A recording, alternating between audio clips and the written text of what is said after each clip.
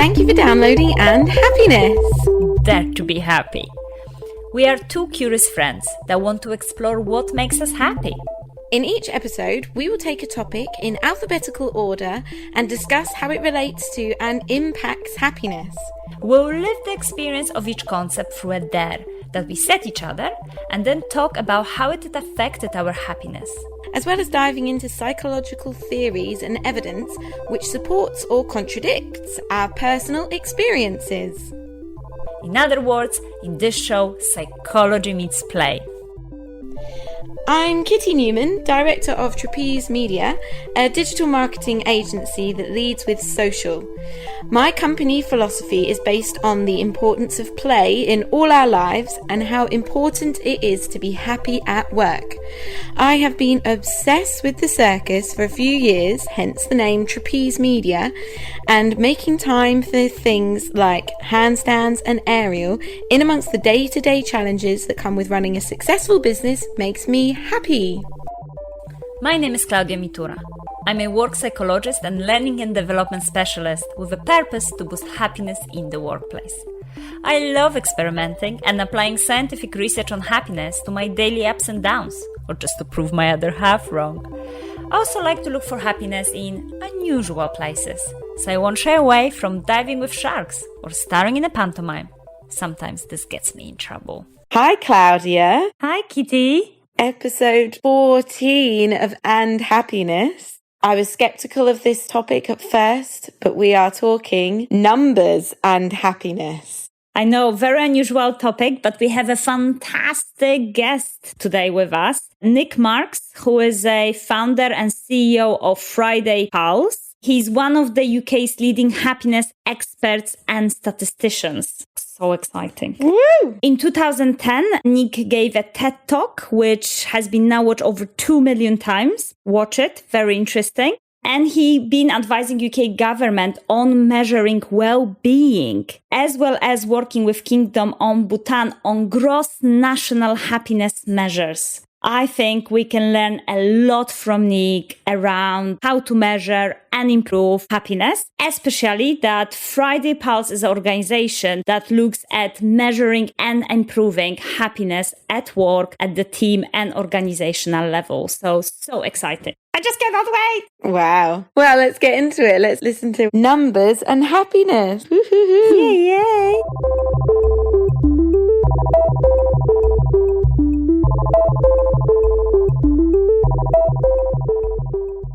Okay, so Nic, welcome to our show and thank you so much for agreeing to talk to us about very unusual topic, numbers and happiness. That's fine, thank you. That is my speciality, numbers and happiness. I was intrigued when Claudia suggested that we do numbers. How are we going to make numbers associate with happiness? Well, I think some people feel it's sort of just plain wrong to put numbers on happiness, that, basically, you're somehow diminishing the idea if you start trying to create measures of happiness. But I would argue that actually opens the door to better conversations, and actually numbers are often a language that are used particularly in the realms that I've worked in, which is public policy and then business. So if you don't have numbers, people don't take you seriously. So in many ways, it's a strategy for getting things that I think should be taken seriously, whether that's quality of life, well-being or happiness. And that's my contribution. I'm a statistician who, is interested in this area. So I use the skills I have to promote the area.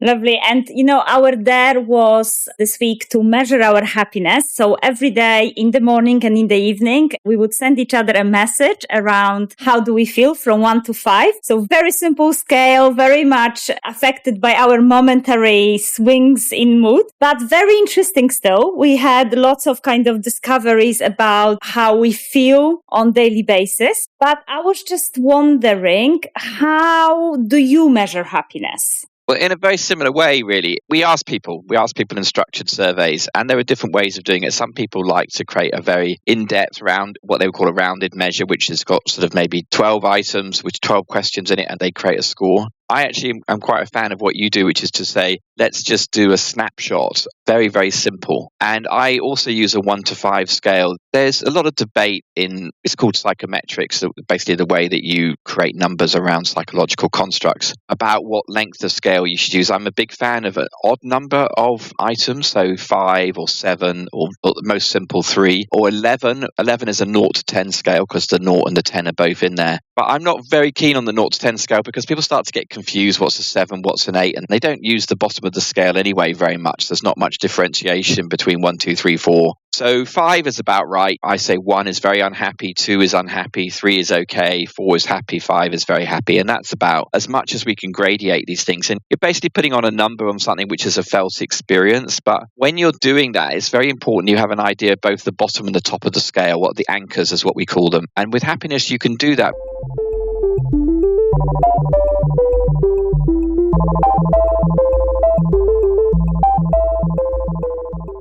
So how are you feeling today, Nic, from 1 to 5? Well, it's still a little bit early in the morning for me. I'm not a morning creature, so I'm probably only a 3.5, 4 at the moment. I have had a cup of coffee and I'm cheering up now because I'm talking with people, so that's good. I'm edging up to a 4 at the moment. Brilliant. Because you know what? I always thought that I'm a kind of morning person because I always feel like my creativity is flowing in the morning. But through this I actually realized that I'm quite miserable in the morning. Looking at my rating, I was always around 2 or 3. And usually it was, I don't feel well. Or weather is not good enough. That kind of justification. And then the score was going when I was warming up. So yeah, I definitely changed my perception around that. I'm not a morning person.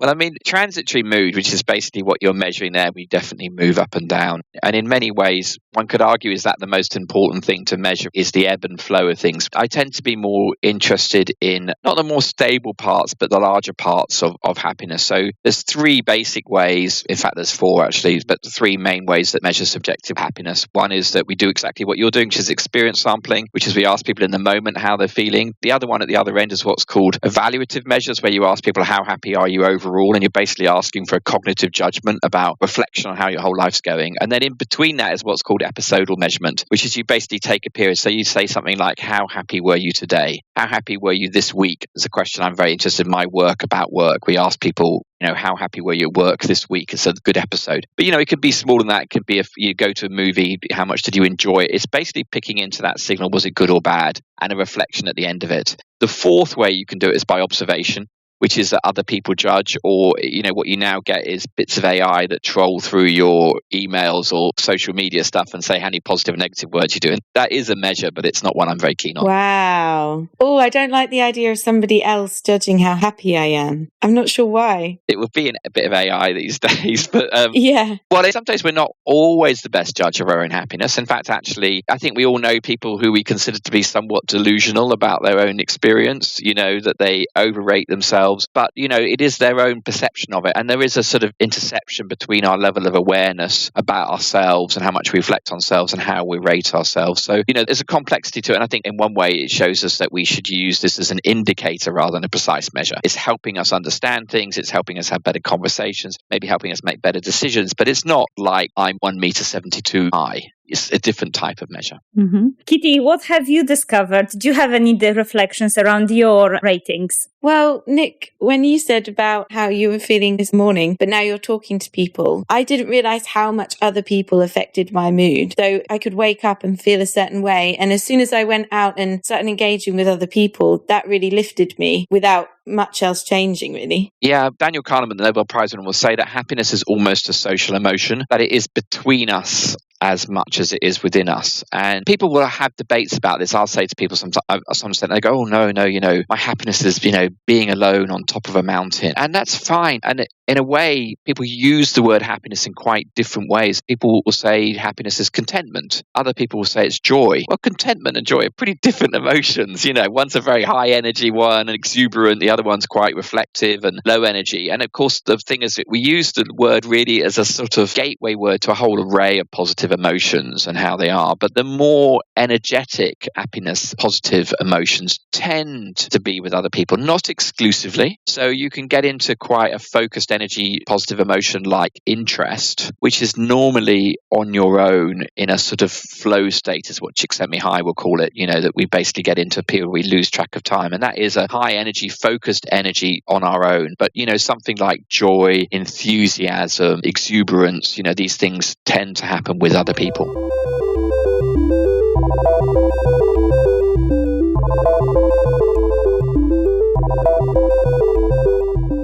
Because happiness is so vast, obviously quite lots of research when looking at the data is concentrating or putting some models and some structure around happiness. And I know you've been researching happiness for like 25 years. Are you proposing any specific drivers behind happiness, especially in the workplace?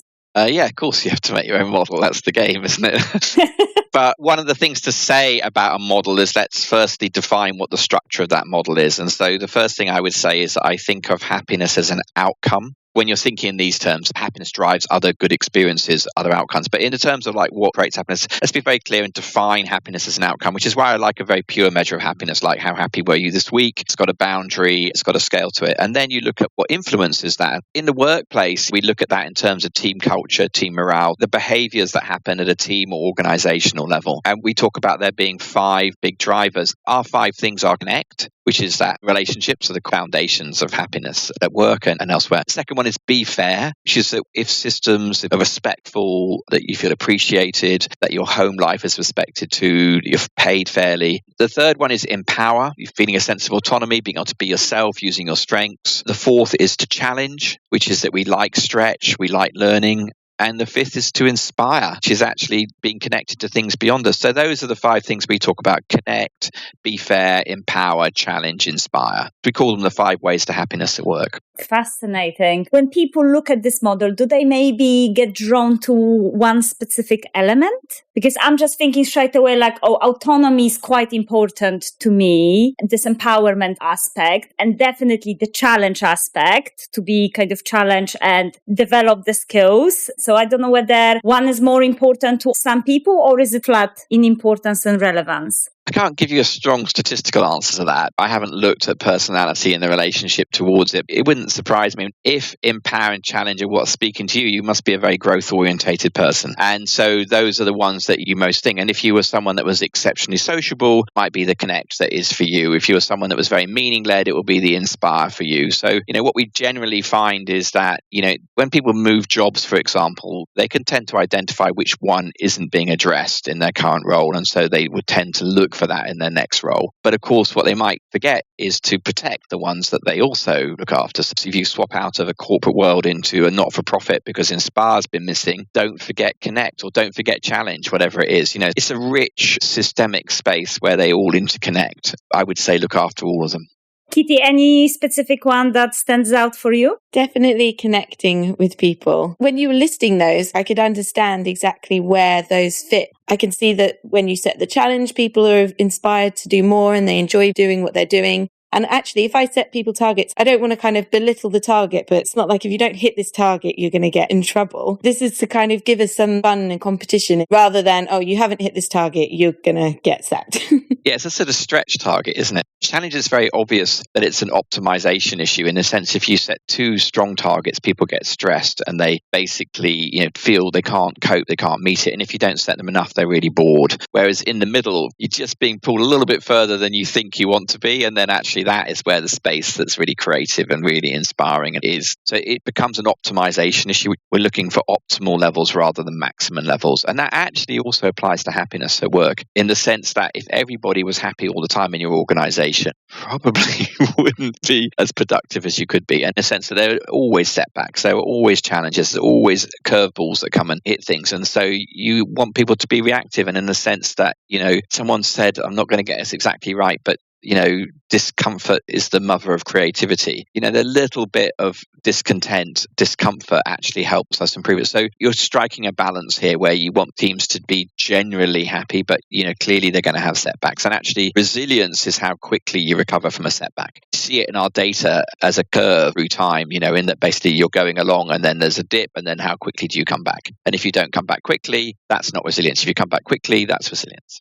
I really love that, actually. And I think that you have to look at each part within that setup. So if you look at the team, like if you've got the manager who's looking after the person who's being pushed, and if the person who's being pushed is out of their comfort zone, it's sort of the job of the manager to give them the confidence and security to sit within that discomfort, to push themselves to go far. But if you've got a manager that's not supporting you during a time when you're pushing yourself out of your comfort zone, then you might have a really awful time and feel very insecure. But actually, if you're pushing yourself out of your comfort zone to try something new and you have the support around you, then I see how that's uplifting and stressful, but not demoralizing and destructive. Yeah, there's actually this fundamental tension, which I would say is, I'm going to go really grand here and go, this is all the way through evolution. This is all the way through all living organisms. But there is this sort of need for stability and a need for change. And that is in every cell is like it has to maintain its structure. That takes energy. There's a maintenance issue. But then there is the fact it needs to reproduce to grow. That is the growth part of it. We talk about it in common language as surviving and thriving. In emotional psychology, we talk about it as the difference between negative and positive emotions. Negative emotions are not negative as in dysfunctional, they're negative as in they're dealing with threats. So things like anger and fear, part of the fight and flight mechanism, they are helping us maintain stability. Something is threatening us, threatening our well-being. Anger is often about overstepping a norm, so it's about a social norm. So we're basically trying to maintain a structure of our community or whatever it is. Whereas emotions like curiosity, inspiration are about finding new spaces, and human beings need to be innovative and creative. We've always had to find the next thing to hunt, the next person that we want to be friends with, and you get these approach avoid signals all the time. And I think that's the same in work. You want the stability and you want the development. And of course, those get in conflict sometimes.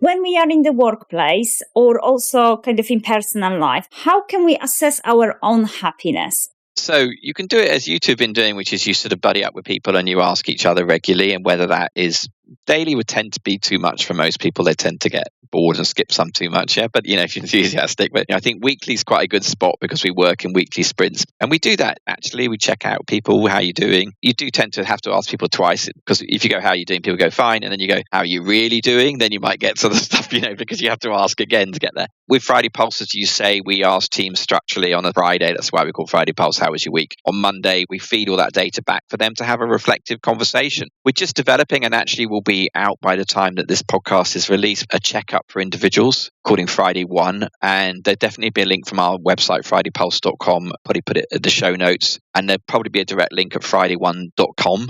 So you can go there, and that will ask you 15 questions about the 5 ways: connect, be fair, empower, challenge, inspire, with the idea that you can self-diagnose what's going on in your role, what's good, what isn't, how do you compare to the UK average, and you can see how you're doing. And that is really a reflective tool. I am a statistician, but when I was young, I also trained as a therapist, and basically I really respect the idea that actually coming into awareness and the reflective process is about how change starts. And so I try and create the tools that act like a mirror and that they help you see where you are, because that's where I think change can happen. Once I complete these 15 questions, it will give me lots of insights to reflect. How can I use that knowledge to boost my happiness in the workplace? What can I do? So we give you a report, and that's got tips in it. It's got reflective questions for you to think about. People could take it to their line manager if they trust their line manager. They want to talk about it. This feels like these are my growth points. If your line manager isn't a trusted source, take it to a friend. Some people will be using it because they want to change roles. Some will be thinking about how can they improve the role they're in the moment. A reflective process requires effort. It's effortful to change. It's not like magical.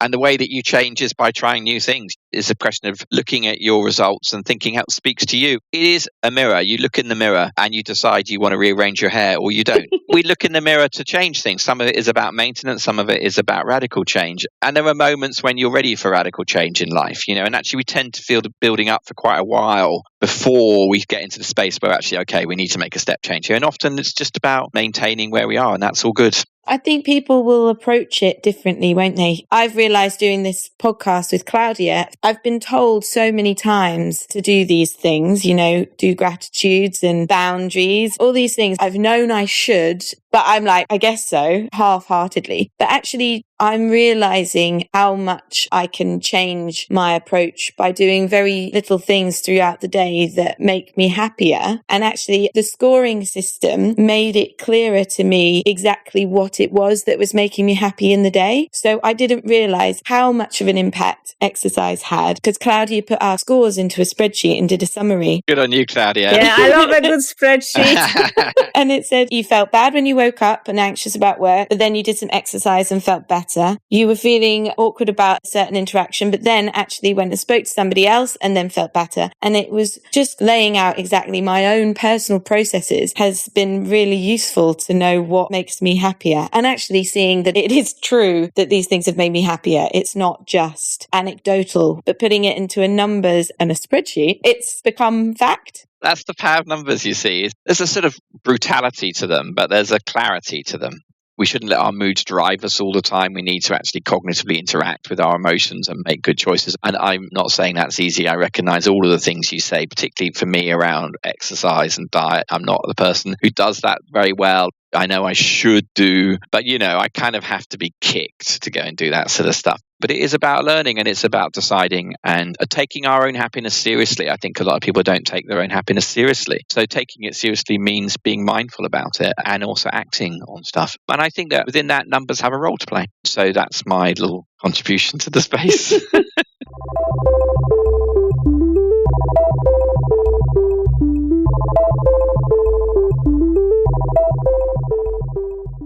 Are you measuring your happiness on a daily basis? Well, I measure it with FridayPulse with my team, so I'm aware of it in that way. So my wife and I will often talk about how we're feeling and what's going on. I'm not very good at noticing stress building up. I'm someone that's pretty resilient, so I kind of just power through. And, with COVID and lockdown and, running a business and pivoting a business and all those other sort of things going on, and not really having the normal release valves you do, I certainly got a bit stressed, and it caught up with me and rather surprised me. And actually, one of the things I've done very seriously about that is actually I started to take Fridays off through July and August. I thought I needed an extra day off. And actually, I've now moved my whole organization to a 4-day week because I think we're all stressed. And I think actually there's a lot of evidence that shows that productivity is improved by shorter working weeks. And so we've been planning how we all work in 4 days instead of 5 days, how everyone gets a 3-day weekend. It's obviously very popular. Everyone loves it, but also we have to find more respectful ways to work so that we respect each other's boundaries as we move to that. It's a very practical thing you can do as a CEO. There's something where you really lock in a huge cultural change, I'm very into this idea we need to get into people's weeks, into their daily lives. We can't leave happiness to a once a year measurement. We can't leave it to a once a quarter party. It needs to be in every day of work. It needs to be in that space. And to be taken seriously, it needs to be acted on. So in a sense, I've taken my own happiness seriously by thinking about what do I need, and then actually thought, well, actually, maybe everyone needs it, talked to everybody, worked out a plan, and we're all moving forward that way.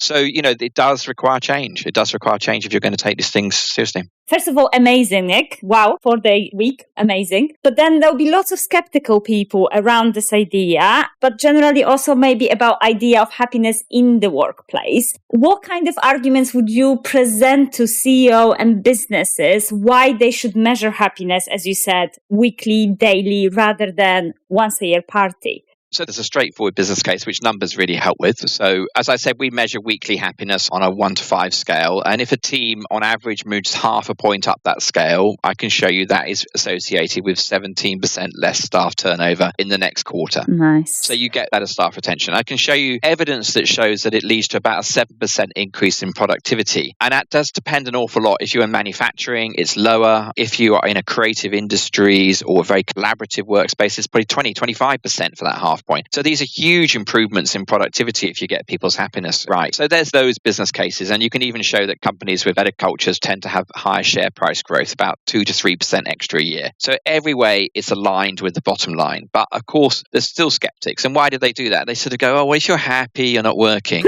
sort of thing. And let's accept there's a truth to that. If you're in a certain type of happiness, which is that very jolly laughter, enjoyment, then, you're not using your full cognitive capacities at that time. Why is that? Well, from an evolutionary perspective, at that moment, your energy is to bond with other people. It doesn't pay to be your brightest, most intelligent, most challenging self in there. You're fitting in. You're trying to belong. You're trying to bond with people. Now, you need that energy in a team. You need to bond with other people in a team. So that's got a percentage. Your work should be about that, but it's only 10% probably. Whereas what you want is the happiness that comes from interest, from curiosity, from enthusiasm, from reflection, actually, and contentment in the sense of actually looking back and seeing what you've done well. So you want to basically access all of the positive emotions. You want to be emotionally agile through those. There's times of the day when you just want to get off Zoom, get off Slack, get off email, and just focus for 2 hours and just do whatever it is you're doing. There's a joy in that, but it's not a social joy. It's not a laughing joy, but it's a different type of happiness. So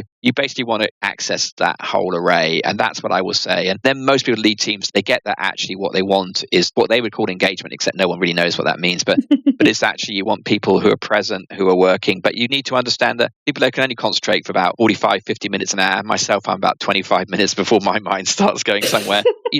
Working 6 hours a day is probably great. If you're a consultancy and you're selling time, who wants to buy your Friday time when you're knackered from 4 days? Buy your Monday to Thursday time, sell it at a higher rate, and then have Fridays off. You'll have more energy, you'll do better for your clients. So I think it's just about reimagining what we mean by productivity, what we mean by selling our time, what we mean by engagement. Love it. Love it. Any final thoughts around happiness and numbers, Nic? I don't know why, and this is a ridiculous thing, but I've got that Beyonce song, if you want to put a ring on it. I think if you want to take it seriously, put a number on it. And that's exactly it. I think that numbers have a place and they're not the enemy of happiness. But let's be serious. There's an old Chinese saying, which is that the finger that points to the moon is not the moon. The numbers are fingers pointing to the moon of happiness, okay? And they're helping us see where it is, but, not the whole experience of it. But it's very, very helpful in that reflective space, like you two have said, by putting a number on it, it helps you learn. And in the end, it's a learning game, isn't it? We move forward, we learn, we hopefully mature and develop, and we hopefully enjoy our work more, we become better colleagues, we do better at work. They're all aligned. It's about being happy and productive at work. It's not doing either or. Brilliant. Thank you. Amazing. Thanks, Nic. Thank you.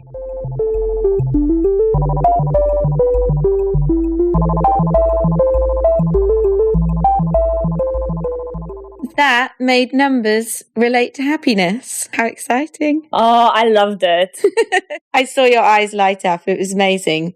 For both of us, this episode really strengthened that numbers can be such an informative tool for us to understand what makes us happy, when we are at our best, and why certain things make us happy. As Nic was saying, it's like a mirror that helps us to really understand our happiness. And we can think whether we are great and we need to be maintaining it, or we want to make certain changes. Yeah, so Nic's business, FridayPulse, is really great for businesses. If you are in a team and you think that this is going to be something valuable for your company, direct your managers and line managers and CEOs to FridayPulse. You can get a free 3-month trial, and that's for teams of 50 to 1,000. And then there's also Friday One for individuals. And we're really interested to see that.